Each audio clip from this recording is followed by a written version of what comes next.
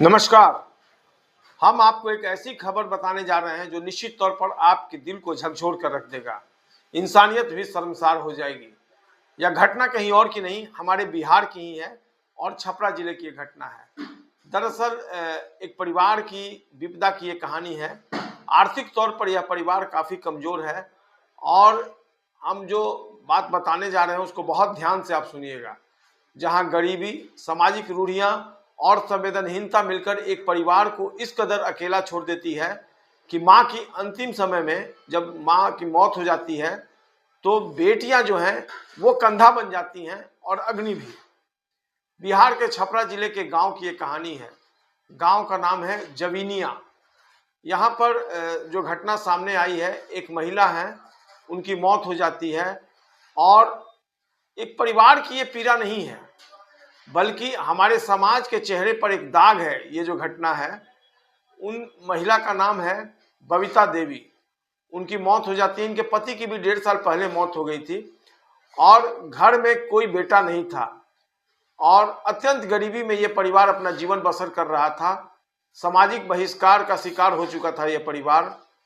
अब बबीता देवी की जब मौत हुई तो ये उम्मीद जताई जा रही थी कि परिजन जो है वो सामने आएंगे, गांव और समाज के लोग सामने आएंगे और उनका अंतिम संस्कार भी हो सकेगा, लेकिन कोई सामने नहीं आया। बेटियों ने मां की अर्थी को अपना कंधा दिया और अर्थी उठाने वाला कोई नहीं था तो बेटियां ही सहारा बनी और मुखाग्नि भी बेटियों ने ही दी। और हिंदू परंपरा में यह माना जाता है कि मुखाग्नि कोई अगर पुरुष देता है तो मृत आत्मा को स्वर्ग की प्राप्ति होती है। ऐसे में समाज की बनाई गई सारी दीवारों और रूढ़ियों को तोड़ते हुए जो 2 बेटियां हैं, उन्होंने अपनी मां की अर्थी को कंधा दिया और उसी चिता पर मां को अंतिम भी विदाई दी। और निश्चित तौर पर ये जो तस्वीरें सामने आ रही है, ये परंपरा के नाम पर सदियों से केवल जो बेटे को महत्ता दी गई है उसको तोड़ा इन बेटियों ने। यह सिर्फ एक घटना नहीं है, एक खबर नहीं है, बल्कि यह मजबूरी है और साथ ही समाज को आईना दिखाने वाला ये तस्वीर भी है। विडंबना देखिए कि जिस समाज में आज भी यह मान्यता रही है कि अंतिम संस्कार का अधिकार केवल बेटों को है, वहीं अब बेटियों ने माँ के लिए हिम्मत दिखाई, आगे आई और माँ के साथ जो उनकी अर्थी थी उनको लेकर वो बेटियां आगे बढ़ रही हैं।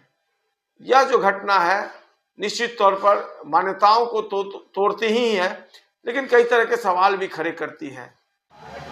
सवाल यह उठता है कि यह बहिष्कार क्यों किया गया, यह संवेदनहीनता क्यों बरती गई। अंतिम संस्कार के बाद अब दोनों बेटियां एक और संघर्ष से जूझ रही हैं। 13वीं और श्राद्ध भोज के लिए उनके पास पैसे नहीं हैं।